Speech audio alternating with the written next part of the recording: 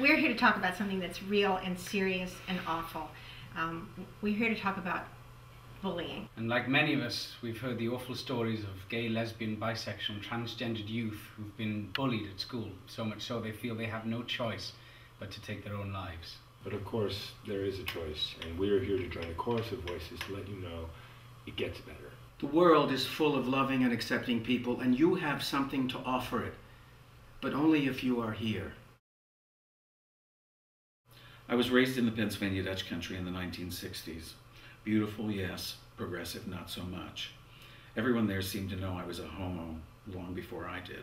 I wasn't good at sports. I didn't like sports.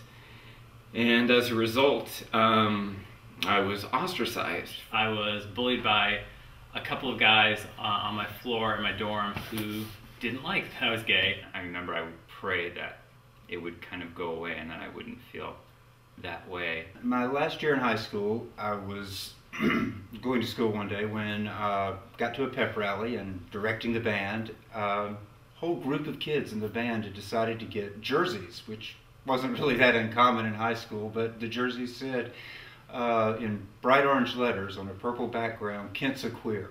I was clearly the only Jewish lesbian in Hawthorne at the time. What I wanted more than anything in the world was a family. I wanted to have a wife and kids and live happily ever after, but I was gay, and so that was never, ever going to happen for me. We're sitting in the principal's office, and I'm devastated, in tears, and my dad's talking to the principal about the jerseys, and he looks at me and he said, "It's okay, son, we know you're not gay." And I in tears say, but you don't understand, Dad, I am. And that's how my parents found out. I was pushed around a lot, slapped in the head.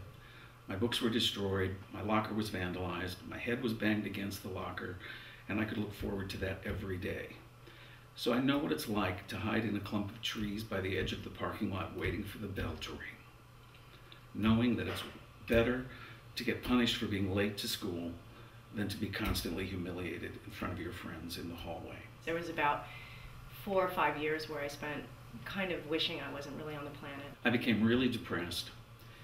And one of the things that made it worse was I felt a lot of the teachers kind of agreed with the bullies. There were times, I think, where I got into this deep black hole and I didn't know how to get out. And hoping that I would get in some sort of car accident or something would happen so I could kind of be relieved of the pain.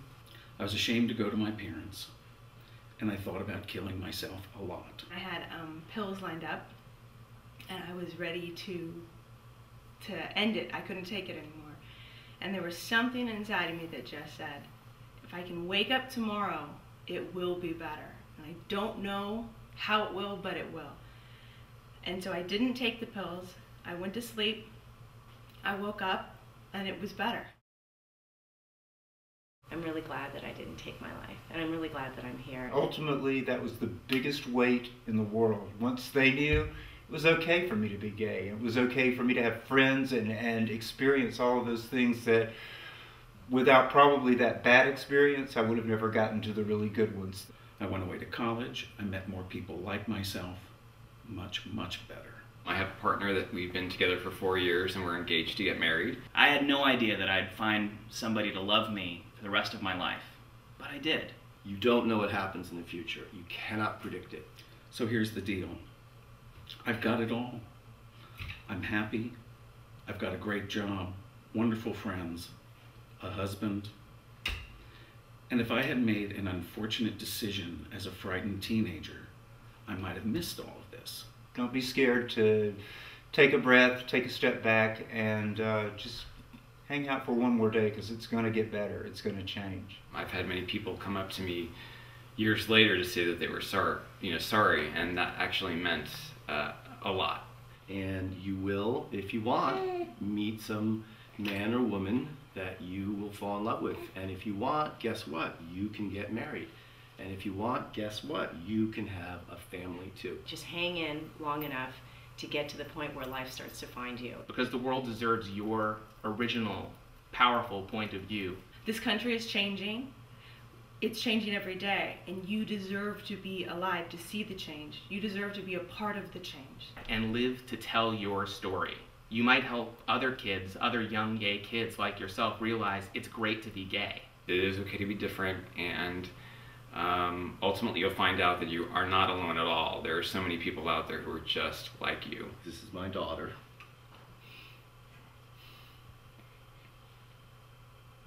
And that was not something that I thought was possible when I was a gay teenager. Don't let go of your dreams. It will get better. I'm living proof. So go love yourself. Be a little too fabulous. And we can't wait to see who you become. So please, reach out for help if you or someone needs it. Now, this isn't the only video that's going to tell you this, but we all stand behind the one thought and the one hope to tell you that it does get better. There is hope. There is help. The truth is, it gets better. And I didn't think it could, and it does. It gets so much better. It's going to get better. You just have to believe it really does get better. I can honestly say that things get better, and they did for me, and they get better every day. So if there's somebody messing with you, or if you're being bullied and you have nowhere to turn, There is help. There is hope. Don't make any rash decisions. Get a hold of somebody. Tell a parent, a teacher, a friend. you have a resource that I didn't. It's called the Trevor Project.